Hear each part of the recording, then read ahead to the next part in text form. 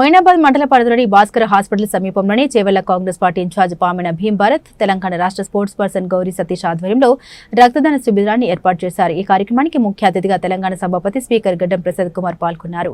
రక్తదాన శిబిరాన్ని ప్రారంభించి 55వ జన్మదిన సందర్భంగా రాహుల్ గాంధీ పుట్టినరోజు వేడుకలు ఘనంగా నిర్వహించారు. అనంతరం కేక్ ను కట్ చేసి కార్యకర్తలకు తినిపించి సంబరాలు నిర్వహించారు. ఈ కార్యక్రమంలో కాంగ్రెస్ పార్టీ నాయకులు, అభిమానులు తదితరులు పాల్గొన్నారు. రంగారెడ్డి జిల్లాలోని చేవెళ్ల నియోజకవర్గంలోని మొయినాబాద్ మండలంలో చేవెళ్ల నియోజకవర్గ కాంగ్రెస్ పార్టీ భీం భారత్ గారి ఆధ్వర్యంలో కాంగ్రెస్ పార్టీ ఆది నాయకుడు ఎల్ఓపి లీడర్ రాహుల్ గాంధీ గారి బర్త్డే సందర్భంగా మెగా రక్తదాన శిబిరాన్ని ఏర్పాటు చేయడం జరిగింది. భారతదేశంలో ప్రజాస్వామ్య వ్యవస్థను ఏ విధంగా కూని చేస్తా ఉన్నారో మనమందరం ప్రత్యక్షంగా చూస్తా ఉన్నాం.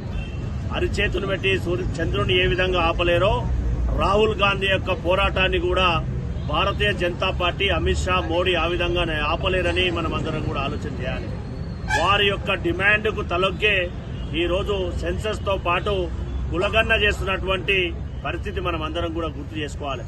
భారతదేశంలో 50% ఎబోవ్ ఉన్నటువంటి బీసీలకు ఏదైతే చట్టసభల్లో ఇతనా ఆబాదీ ఉతనా హిస్సాదారీ అనే పేరుతోటి ప్రపంచంలోనే ఏ రాజకీయ నాయకుడు చేయనటువంటి పాదయాత్ర చేసినటువంటి ఘనత రాహుల్ గాంధీ గారికే దక్కుతుందని మనం అందరం కూడా ఆలోచన చేయాలి.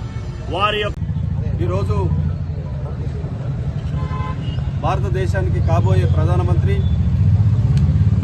భారతదేశంలో సామాజిక ఉద్యమకారుడు, ఈ సమాజంలో పేద ప్రజలకు ఆశాజ్యోతి మన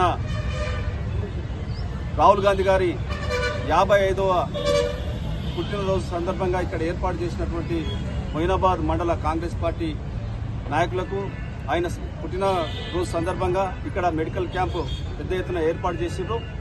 ఈ మెడికల్ క్యాంపుకు ఏర్పాటు చేసినటువంటి నిర్వాహకులకు, అదేవిధంగా ఈ యొక్క కార్యక్రమానికి రాష్ట్ర శాసనసభ స్పీకర్ గడ్డం ప్రసాద్ కుమార్ గారు వచ్చారు.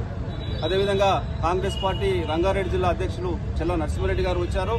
అదేవిధంగా కాంగ్రెస్ పార్టీ సంస్థాగత ఎన్నికల బాధ్యులు దారాసింగ్ గారు కూడా వచ్చారు.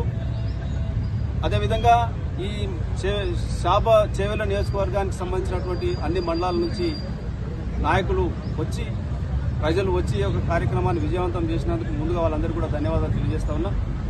ప్రస్తుతము భారతదేశంలో మీ అందరూ చూస్తూ ఉన్నారు,